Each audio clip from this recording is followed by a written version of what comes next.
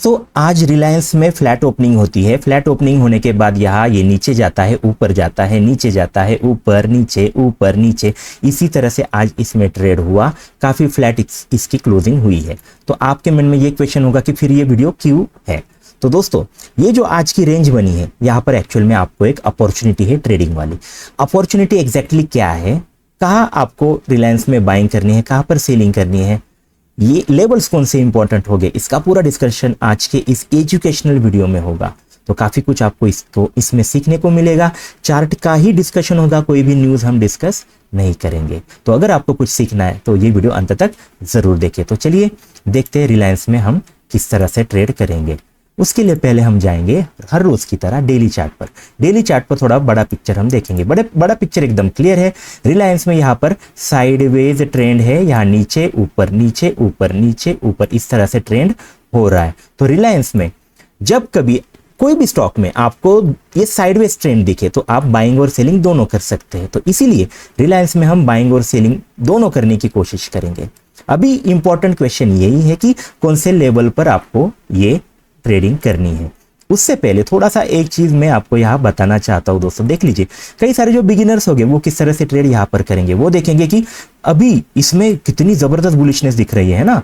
पिछले हफ्ते से, मतलब ये जो पूरा पिछला हफ्ता और ये हफ्ता, ये रिलायंस में बड़ी तेजी देखने को मिल रही है। 1300 से ये अभी 1430 1450 के अराउंड ट्रेड कर रहा है। तो काफी बड़ी बुलिश मूव यहाँ पर आई है। तो बिगिनर क्या देखेगा, बिगिनर बस यही देखेगा और ये पिक्चर देखने के बाद वो सोचेगा हम यहाँ पर बाय करें।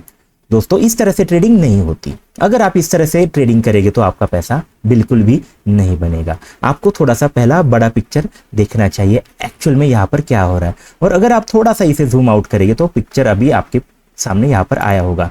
यहाँ पर ऑब्जर्वेशन देख लीजिए कि एक इंपॉर्टेंट जो रेजिस्टेंस है ना, ये जो रेजिस्टेंस है इसके ही पास अभी रिलायंस है। तो दिक्कत इसीलिए है यहाँ पर जो अभी आपको जो सेलिंग देखने को मिल रही है, ये इसका रीजन है ये इंपॉर्टेंट लेवल, एक इंपॉर्टेंट स्विंग हाई जहां से ही रिलायंस में सेलिंग हुई थी। तो आपको इसे नजरअंदाज नहीं करना है, इसे जरूर आपको ध्यान में रखना है ट्रेडिंग करते हुए। इसीलिए यहाँ से ऊपर जाने में रिलायंस को थोड़ी सी दिक्कत आ रही है। तो अभी ये देखने के बाद, मतलब पिक्चर थोड़ा सा समझ लीजिए। एक इंपॉर्टेंट चीज मैं आपको सिखाने वाला हूं दोस्तों। जब भी कभी साइडवेज ट्रेंड हो और उसमें जब टॉप पर कोई अगर टॉप बना है, ऊपर की लेवल है और उस लेवल के आसपास फिर से कोई भी स्टॉक आता है, तो एक्चुअल में यहाँ पर सेलिंग की अपॉर्चुनिटी आपको ढूंढनी चाहिए। क्यों? क्योंकि साइडवेज ट्रेंड है। तो यहाँ से आपको एक अच्छी आपकी पोजीशन बनेगी सेलिंग वाली। और बड़ा, मतलब मैं आपको पिक्चर बता रहा हूँ दोस्तों, मतलब अगर आप कुछ महीनों का अगर व्यू यहाँ पर ले रहे हो तो इसके लिए यहाँ पर एक्चुअल में सेलिंग करना रिलायंस में बेटर हो सकता है। जब तक ये ब्रेक ना हो तब तक इसमें सेलिंग करके आप एक बड़ा टारगेट फिर से 1300 के अराउंड का टारगेट यहाँ पर रख सकते हैं। थोड़ा दूर का मैंने आपको बता दिया। ओके, ये पहली चीज आपको जरूर समझी होगी। अभी मैं जाऊंगा थोड़ा सा शॉर्ट टर्म में यहाँ पर आपसे बातें करूंगा। मतलब अगर आप कुछ दिनों का यहाँ पर व्यू लेना चाहते हैं रिलायंस में तो किस तरह से आपको ट्रेडिंग करनी है, या फिर अभी आपने रिलायंस में कॉल लिया है, पुट लिया है, तो आप किस तरह से अभी आपकी डिसीजन इसे चेंज कर सकते हैं या फिर किस तरह से उस डिसीजन पर आप रह सकते हैं, ये देखेंगे। एक इंपॉर्टेंट बात मैं यहाँ आपके सामने डिस्कस करने जा रहा हूं, देख लीजिए। उसके लिए ये चीज पहले थोड़ी सी समझ लीजिए कि रिलायंस में अभी रिसेंट वाला काफी इंपॉर्टेंट हायर टाइम फ्रेम वाला एक इंपॉर्टेंट रेजिस्टेंस था। ये क्या था? 1430 एक इंपॉर्टेंट रेजिस्टेंस था। वो क्या किया रिलायंस ने, अभी जो ये बड़ी मूव आई इसने ये तोड़ा।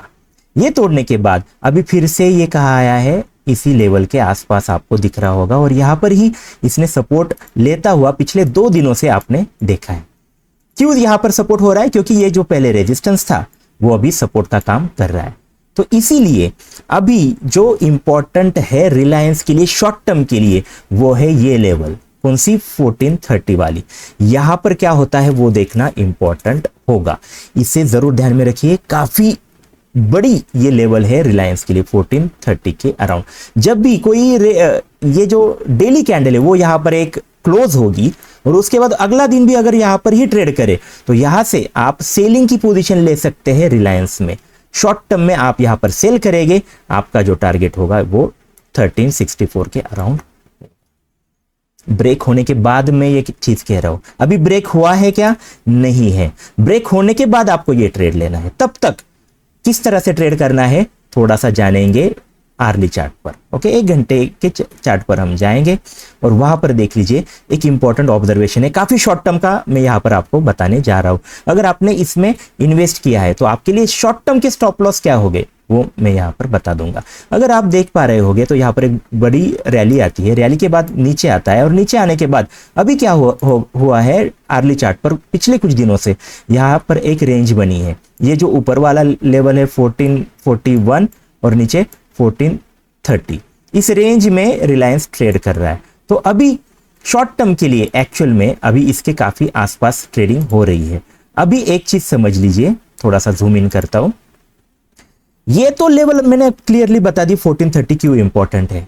यहां पर अगर कल आर्ली चार्ट पर यहां पर क्लोजिंग होती है और यहां इसके नीचे आपको ट्रेडिंग होती हुई दिखती है तो आप यहां पर निकल सकते हैं। मतलब अगर आपने यहां पर बाइंग किया है तो यहां से निकल लीजिए दोस्तों। स्टॉप लॉस आपका इसके नीचे ही आपको रखना है अगर आपने बाइंग की है तो, क्योंकि यहां अगर फिर से ये रिलायंस आएगा तो यहां से एक बड़ी गिरावट आपको देखने को मिल सकती है। तो इसीलिए आपका स्टॉप लॉस यहां पर होना चाहिए। आप एक नई सेलिंग की पोजीशन इसे नीचे आने के बाद आप यहां पर ले सकते हैं। तो स्टॉप लॉस की मैंने बात की अगर आपने इसमें बाइंग की है। ओके, और अगर आप ये स्टॉक इस नीचे नहीं आता ऊपर ही जाता है तो आप जरूर देखिए यहां पर क्या होता है। ये जो है 1450 के अराउंड वाला ये जो लेवल है दोस्तों, यहां पर एक अभी शॉर्ट टर्म में रेजिस्टेंस है। तो यहां पर आपका छोटा सा प्रॉफिट बुक करने का सोचे। अगर आप छोटा एक ही दिन का आपका अगर व्यू हो तो यहां पर थोड़ा सा हल्का हो लीजिए। अगर आपका दूर का ही व्यू है तो मैं कहूंगा कि वेट करें इसे ब्रेक करने के लिए। ये अगर ब्रेक करता है तो यहां से फिर एक बड़ी मूव आएगी और आपका जो टारगेट होगा दोस्तों वो एक्चुअल में हमें जो लग रहा है वो ये नहीं होने वाला है। ये जो आपको दिख रहा है 1470 के अराउंड, ये टारगेट ना होके इसके ऊपर आपको टारगेट मिल सकते हैं। आपका टारगेट जस्ट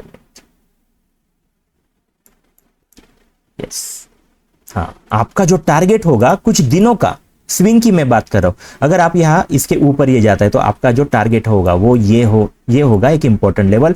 क्या है ये लेवल 1531, ये आपका टारगेट होगा। तो बड़ी मूव आपको मिल सकती है बट उसके लिए पहले इसे तोड़ना काफी इंपॉर्टेंट है।